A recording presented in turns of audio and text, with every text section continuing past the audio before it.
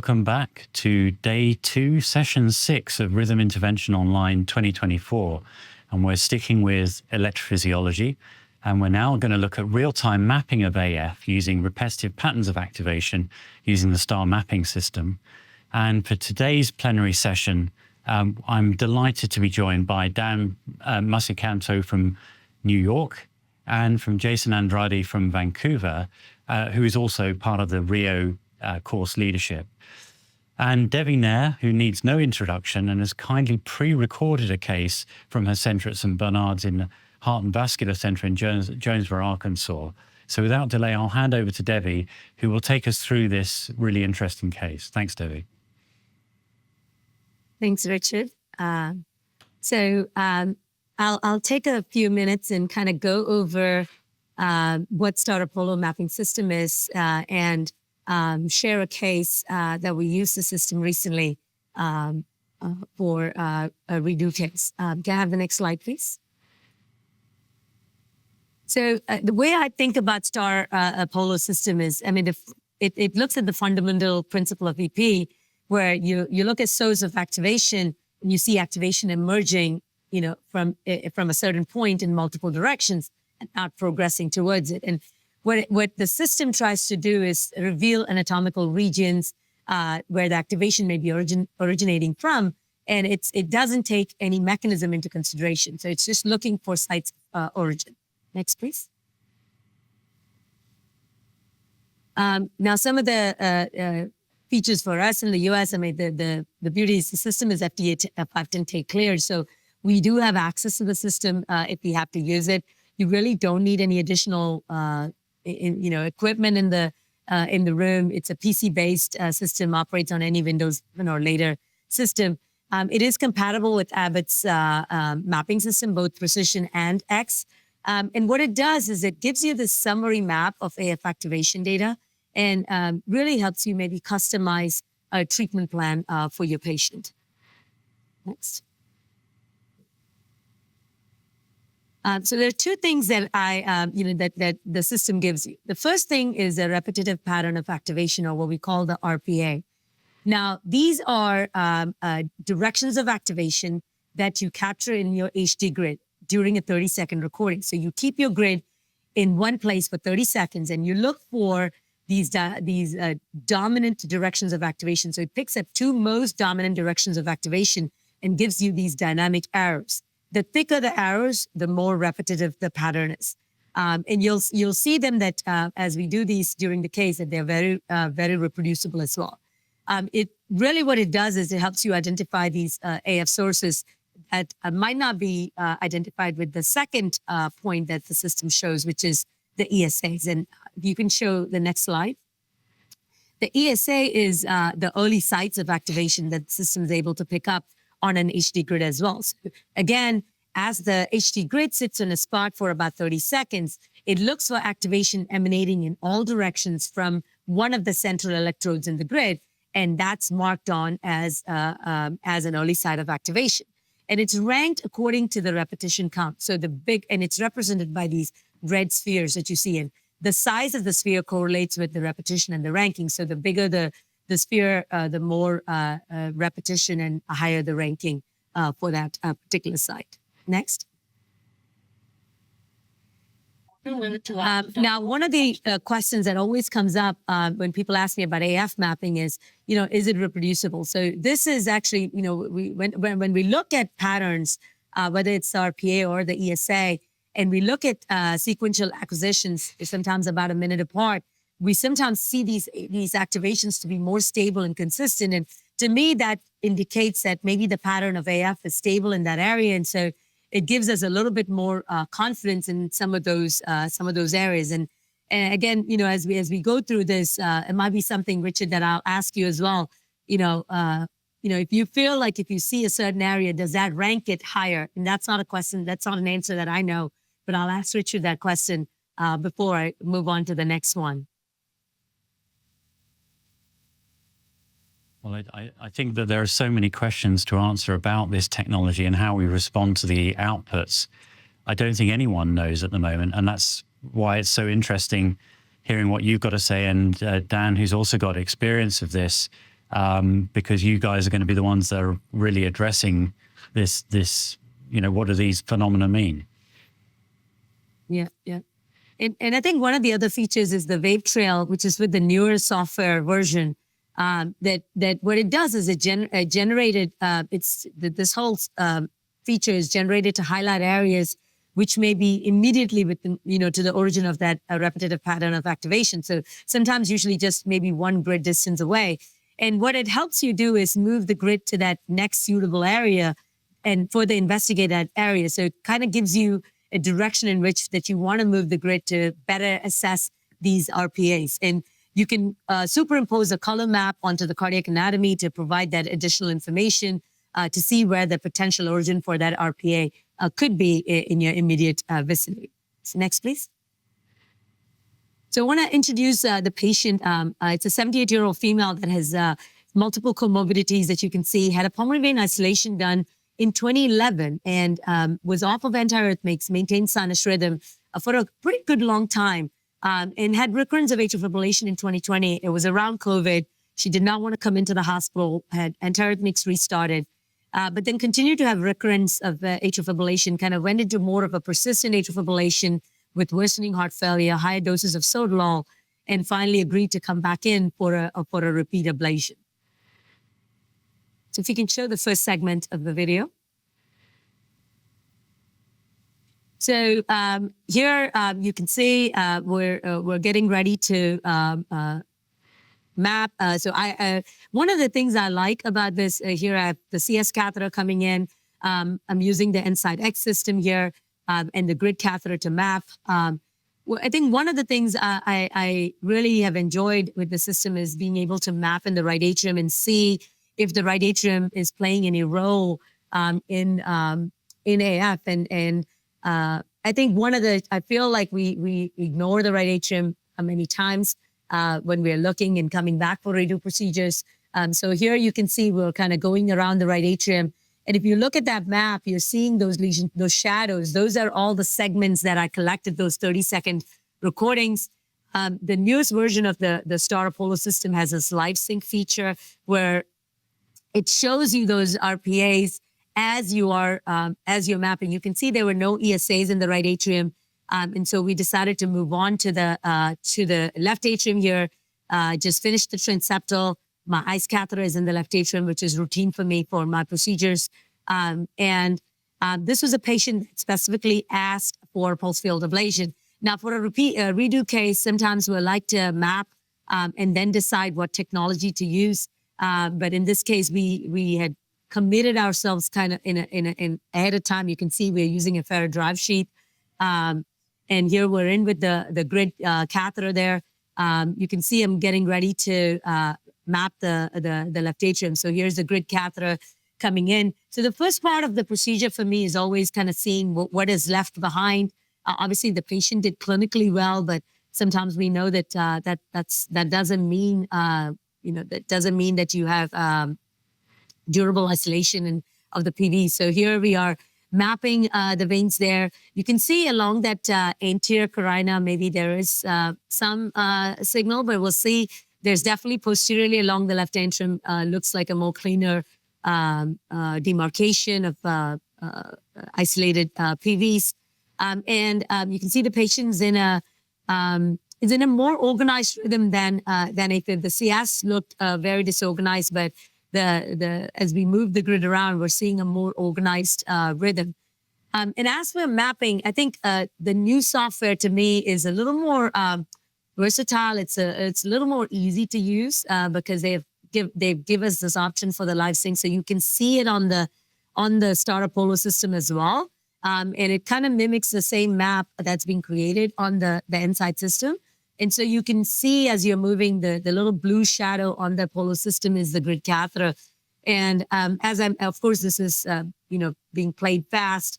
And you can see, we'll stop at different locations for about 30 seconds at a time and collect the data for RPAs and for ESAs in those 30 seconds, in those areas during that 30 seconds. And you can see the right superior vein definitely has some reconnection.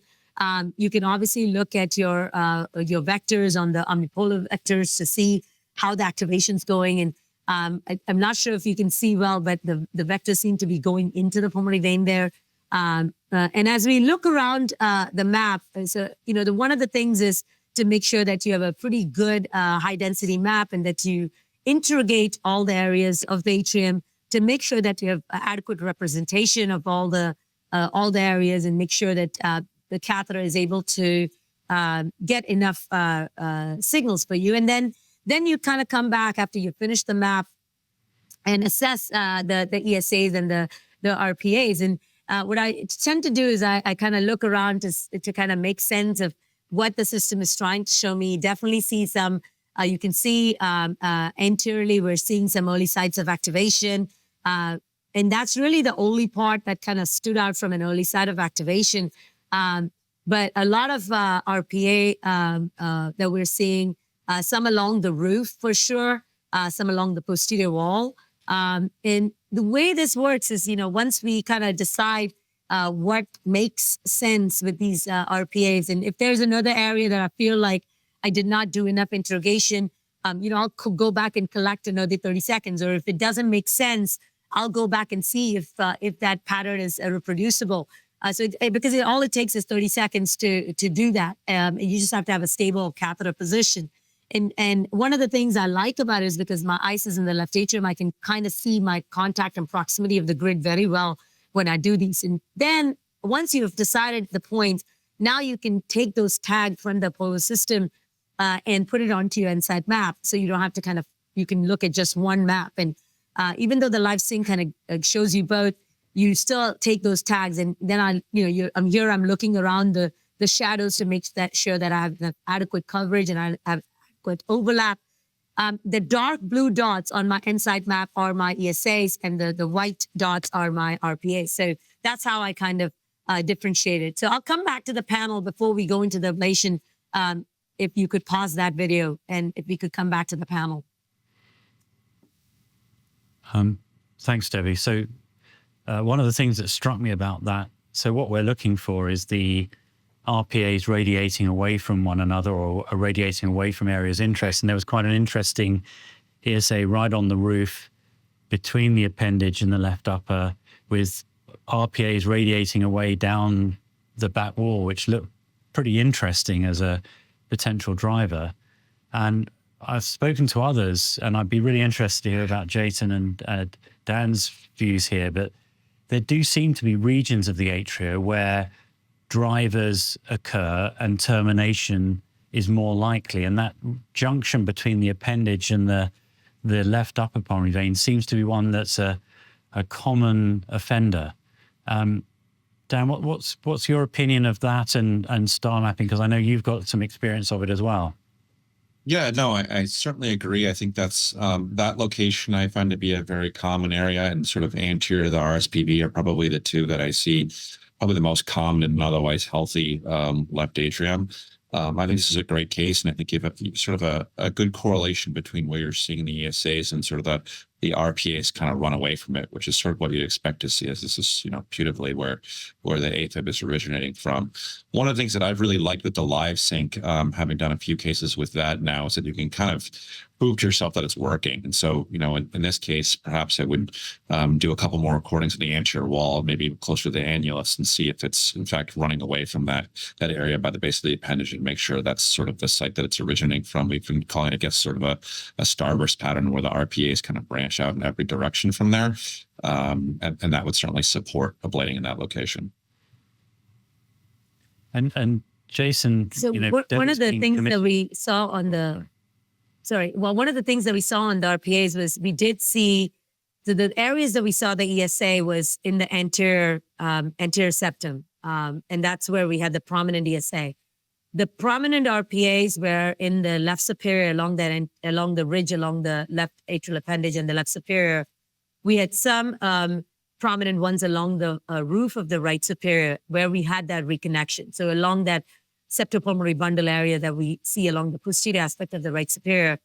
We also had some very dense RPAs along the posterior wall. Like Richard said, they were coming down quite well, but also along the posterior mitral isthmus. So these were the areas that got tagged by the system. Cool. And Jason, we used to limit our ablation through necessity because radiofrequency could only do so much. But now we've got PFA, and Devi's been committed to using PFA by this patient. There are some that are just destroying the atria and putting the patient back to sinus rhythm by destruction approach. Which camp do you fall into? Minimizing, or just do everything and try and minimize the risk of AF coming back? Yeah, I mean, I think it depends for me on the perspective of where you're starting, right? So the first procedure that we would do, we would try to limit the amount of ablation that we do. We want to focus it to the areas that we think are going to give us the biggest bang for our buck, let's say. And it's the people who don't respond to that more limited approach that we then, do more. So even, in our lab where we're doing PFA for all of our first-time paroxysmals and persistence, we're still mostly limiting ourselves to the veins.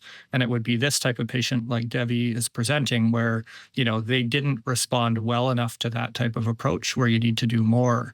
And so in those people, we always have the difficulty of what is the more and where should I target my additional ablation. And so like in this circumstance, if we can identify in this person a very personalized target for where their AF is originating and driving, then I think you can be a little bit more refined in your destruction. I don't think we want to really take out everything in the left atrium and leave kind of a non-contractile mass that's electrically inert. I mean, being in sinus rhythm without a left atrial kick is probably not going to benefit people either. And I think that's what's so exciting about this era of AF, that Cortex, star mapping, all of these technologies are trying to give us more precision so we preserve the atria. We should go on to your next bit, shouldn't we, Devi? Yep. Let's show the next segment here. So obviously I have a tool with great power and tried to be responsible, but we'll see how it goes. So here you can see, can I see the second section, please? If we could move this forward on the video.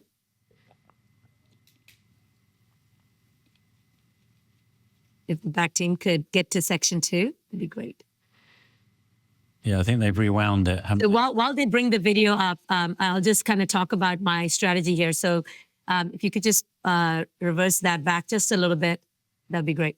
So I guess the question is, if I had not committed myself to PFA, I think this would be a great place for me to kind of go and maybe do focal RF. But in this case, obviously, we actually started off, and I think we missed that in here. I started off my lesions in the left superior pulmonary vein with an anterior curvature on the catheter. And what happened is we terminated, but we spontaneously, as I moved the catheter, the lesion went into a different atrial flutter, which looked like an anterior mitral flutter. So we did the first application in the area that was, had the highest DSA, and it terminated in that anterior area. So at that point, I guess the question was, was it enough? Whether we could be done with the fact that we had just done the left superior and the anterior mitral isthmus, and do I stop there? Or do I do additional, especially since I know the right superior pulmonary vein was reconnected. So I figured I would go and finish that area, which is kind of what I'm doing. I extended that anterior mitral isthmus line up to the right superior to kind of extend that right superior antrum and isolate the right superior antrum.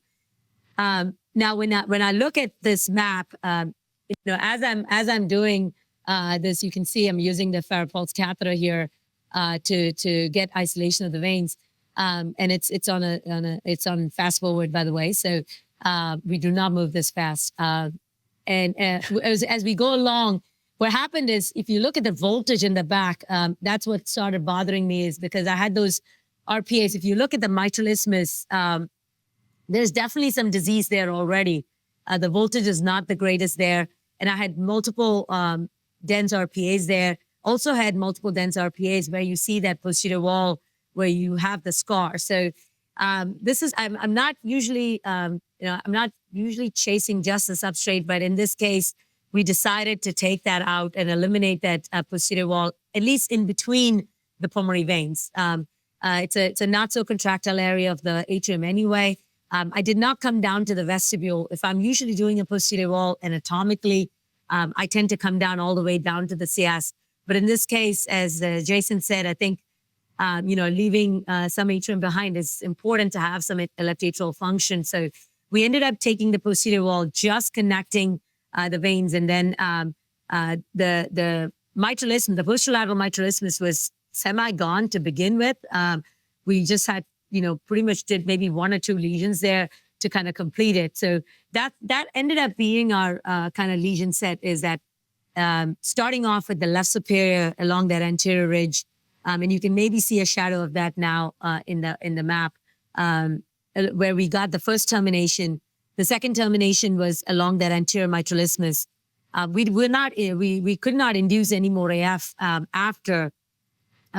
Now, because I had those real repetitive patterns in the SVC, I actually did an SVC isolation as well. So here you can see those were our targets, and those were the areas that we ablated. So again, the anterior mitral isthmus, the roof of the right superior, the anterior ridge, posterior wall, and completed that posterior isthmus. So I'll come back to the panel. I know this is way more than what, if I was just coming in for an anatomical approach only, I feel like if the patient was in AFib, we'll probably just take the posterior wall and cardiovert, or, sometimes we come in sinus rhythm and just do an anatomical work. But so far, we've not seen recurrence in this patient. She's off her antiarrhythmics.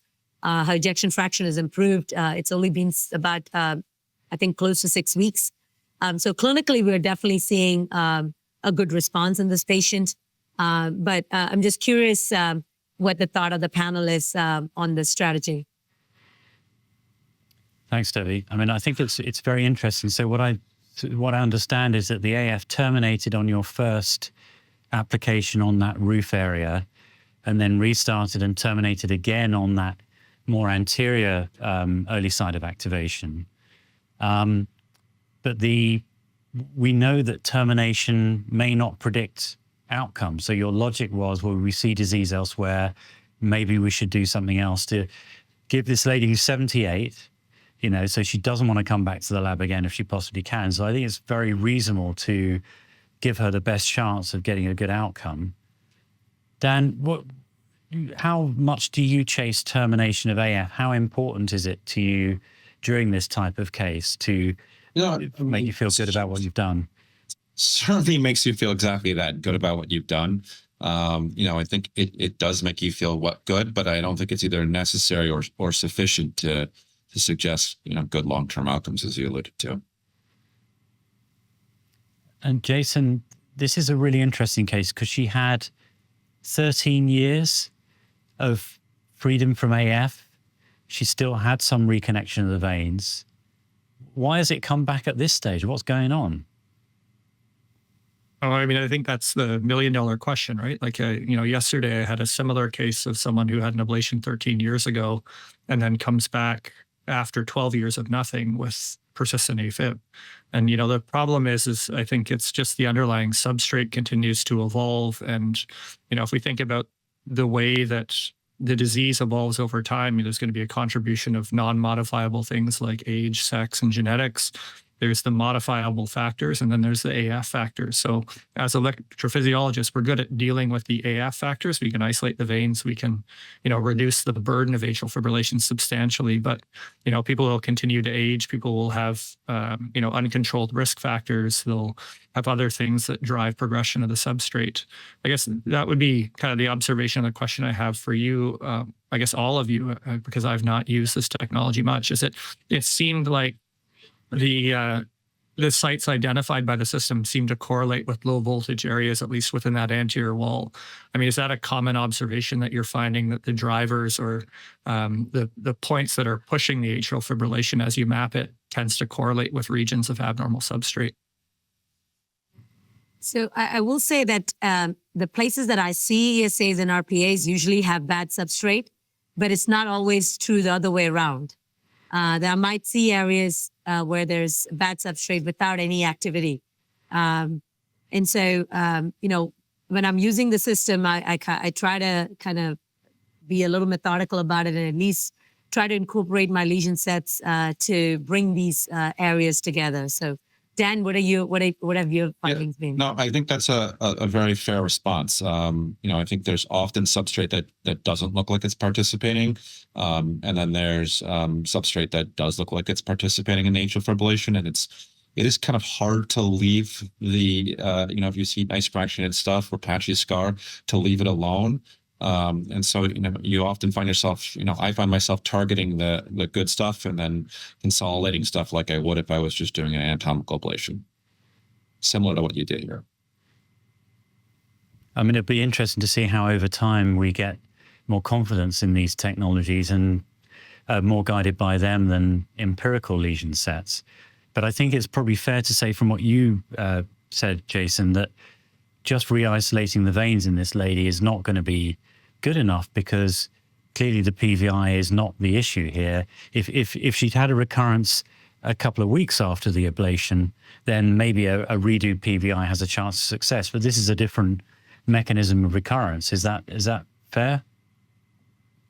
I mean, that's what I think, right? Is that, if you're going to have a failure of PVI, it's going to fail early when you get the regression of the lesions or the reconnections.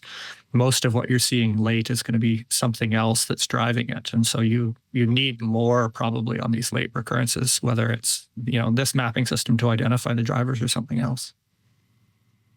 Yeah, absolutely. And I think it's really interesting, exciting that we're moving into this era of mapping AF or mapping the electrophysiology and trying to understand what's going on rather than giving a one-size-fits-all treatment. Devi, have you got anything else that you wanted to cover or say? If we can go back to the slides. I think one of the things I'm looking forward to is the results of the STAR study. Now it did not use the newest software. If we can go to the next slide, please. But we do have some data from case cohort studies that looked at this system. And if we could go to the slide. Yeah, there you go. And this was a case cohort analysis where they looked at STAR-guided therapy versus conventional therapy. In 224 de novo persistent AF patients who were being treated with radiofrequency. Now, again, what the case I showed is PFA, which might be a whole different ballgame. But again, at least shows the therapy. So these were patients that were divided among just PVI with cafes, PVI lines, cafes and lines. And then one arm was PVI plus ablation guided by STAR Apollo system. And when we look at the curves, you can clearly see the cohort that had where we used the STAR system did show a pretty pretty good in survival free from atrial arrhythmias. And again, this was one of the reasons we got involved in the study. You can see the next one. And I'm looking forward to the enrollment in the trial is completed. So we're looking forward to the long-term outcomes in that study. And to me, I think it's kind of coming back to doing electrophysiology. It's easy to ablate now. So I think we have maybe a little bit more time to spend and learn the mechanisms of AF and spend some more time mapping and maybe do a more prescriptive treatment rather than just anatomical approaches only. So hopefully hopefully between all these systems, all these AF mappings softwares, I think it will probably make us take us better from the current success rates that we have. So that's really all I have from my side. Thank you, Richard. Fabulous. Well, thanks so much to you, Devi, and to you, Jason and Daniel, for your expert insight, which I think has been really helpful to the audience. Jason and Devi will be back a little later today, so stay on because there's lots of other good sessions. But I'm just going to wrap up this AF mapping session, and thanks for watching.